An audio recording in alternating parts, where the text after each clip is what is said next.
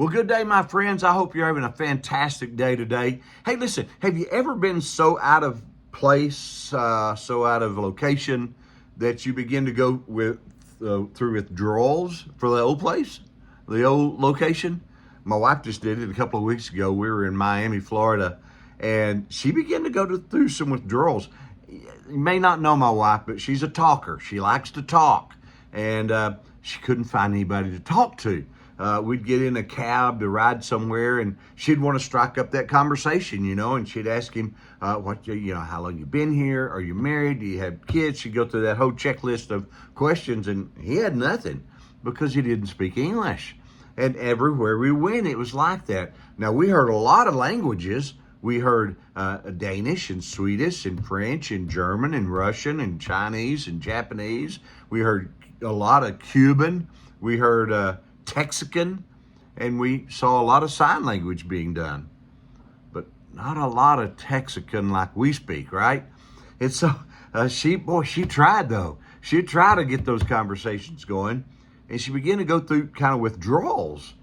And boy, if she ever heard someone speaking English, she latched on to them. Conversation waiting to happen, and she'd latch on to them. She tried to force it, just didn't happen, right? It reminded me of a story in the Bible. We call it the Tower of Babel. Everybody spoke the same language, and because of that, we got very arrogant, and they thought, we'll build a tower to God, and we'll be like God. And so God confused their languages. He made them speak different languages.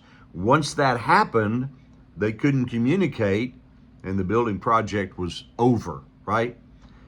And I thought about that at one time we all spoke the same language.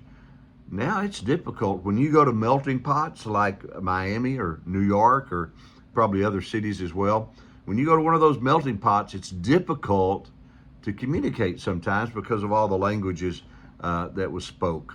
So here's the good news for you and I. If you find yourself in a situation like that, there is a universal language. And you're probably thinking, yeah, sign language. Well, not necessarily, because there's even different types of sign language that they use.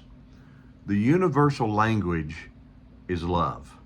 If you find yourself in a situation where you just can't communicate, just practice love. Love is an accepted universal language. And let me tell you, people are going through withdrawals to feel love. Hey, think it over. Have a great day. I'm Scott Shepherd, and this is Good News for You.